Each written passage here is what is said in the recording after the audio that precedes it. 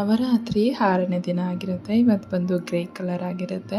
ಇವತ್ತು ಸ್ವಲ್ಪ ಡಿಫ್ರೆಂಟಾಗಿ ಸಿಂಪಲ್ಲಾಗಿ ರೆಡಿಯಾಗಿದ್ದೆ. ಇವತ್ತು ಬಂದುಬಿಟ್ಟು ಮಾರಮ್ಮ ದೇವಸ್ಥಾನಕ್ಕೆ ಹೊರಟಿದ್ವಿ. ಮನೆಯಲ್ಲೆಲ್ಲ ಪೂಜೆ ಮುಗಿಸ್ಕೊಂಡು ಆನಂತರ ದೇವಸ್ಥಾನಕ್ಕೆ ಹೋಗಿ ಅಲ್ಲಿ ಪೂಜೆಗೆ ಮಲ್ಲಿಗೆ ಹಾರ ಮತ್ತು ನೀಲಾಂಬರ ಹಾರ ಎಲ್ಲ ತೊಗೊಂಡಿದ್ವಿ. ಎಲ್ಲ ಪೂಜೆಗೆ ಎಲ್ಲ ಇಟ್ಕೊಟ್ಬಿಟ್ಟು ಅಲ್ಲಿ ಪೂಜೆ ಮಾಡಿಸ್ಕೊಂಡು ಹಾಗೆಯೇ ಶಿವ ಪಾರ್ವತಿ ದೇವಸ್ಥಾನಕ್ಕೆ ಹೋಗಿದ್ವಿ. ನವರಾತ್ರಿ ಬಂತು ಅಂದರೆ ದೇವಸ್ಥಾನಗಳಿಗೆ ಹೋಗೋದೇ ಒಂದು ದೊಡ್ಡ ಹಬ್ಬ ಆಗಿರುತ್ತೆ.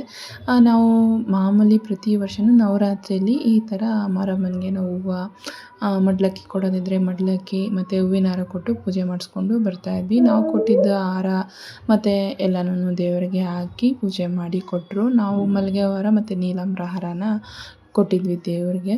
ಅವರೂನು ಅಲಂಕಾರ ಮಾಡಿದರು, ಚೆನ್ನಾಗಿ ಅಲಂಕಾರ ಮಾಡಿದರು. ಅಲ್ಲಿ ಪೂಜೆ ಮುಗಿಸ್ಕೊಂಡು ಮಂಗಳಾರತಿ ತೊಗೊಂಡು ಬಂದ್ವಿ. ಅಲ್ಲೊಂದು ಸ್ವಲ್ಪ ಫೋಟೋಸ್ ವೀಡಿಯೋಸ್ ಎಲ್ಲ ತಗೊಂಡ್ವಿ. ನನ್ನ ಗೊಂಬೆ ನೋಡಿದ್ರೆ ಸುತ್ತ ನೋಡೋದು, ಎಲ್ಲೇನು ಲೈಟಿಂಗ್ಸ್ ಕಾಣಿಸುತ್ತೆ ಅದನ್ನೆಲ್ಲ ನೋಡ್ತಾ ಇರ್ತಾಳೆ. ಒಂದು ಸ್ವಲ್ಪ ಅವ್ರಿಗೆ ಹೊಸ ಪರಿಚಯ ಅಲ್ವಾ, ಇದೆಲ್ಲ ಏನು ಹಿಂಗಿರುತ್ತೆ ಅನ್ನೋ ಒಂದು ಕ್ಯೂರಿಯಾಸಿಟಿ ಇರುತ್ತೆ ಅವ್ರಿಗೆ. ಮನೇಲಿ ಬಂದುಬಿಟ್ಟು ಅವತ್ತು ಕಳೆ ಉಸ್ಲಿ ಮಾಡ್ಕೊಂಡಿದ್ವಿ. ಕಳೆ ಉಸ್ಲಿಗೆ ಪ್ರಸಾದಕ್ಕೆಲ್ಲ ರೆಡಿ ಮಾಡಿ ಇಟ್ಬಿಟ್ಟು ಆನಂತರ ಮನೆಯಲ್ಲಿ ಪೂಜೆ ಮಾಡ್ಕೊಳ್ಳೋಣ ಅಂತ ಹೇಳಿ ಬಂದು ಮಾಡ್ಕೊಂಡ್ವಿ. ನೀವು ದಿನ ಕೇಳ್ತೀರಾ ಪ್ರತಿದಿನವೂ ಹೋಗ್ತೀರಾ ಅಂತ. ನನ್ನ ಹಿಂದಿನ ವೀಡಿಯೋಸ್ ನೀವು ನೋಡಿದರೆ ನಿಮಗೆ ಗೊತ್ತಾಗಿರುತ್ತೆ ನಾನು ಯಾವ್ಯಾವ ದೇವಸ್ಥಾನಕ್ಕೆ ಹೋಗಿದ್ದೀನಿ ಅಂತ ಹೇಳ್ಬಿಟ್ಟು. ನಾವು ಅಂದ್ಕೊಂಡ್ವಿ ಇದೇ ಫಸ್ಟ್ ಟೈಮ್ ಅಂದ್ಕೊಂಡಿದ್ದು ನವರಾತ್ರಿಗೆ 9 ದೇವಸ್ಥಾನಗಳಿಗೆ ನಾವು ಹೋಗಿ ಬರಬೇಕು ಅಂತ.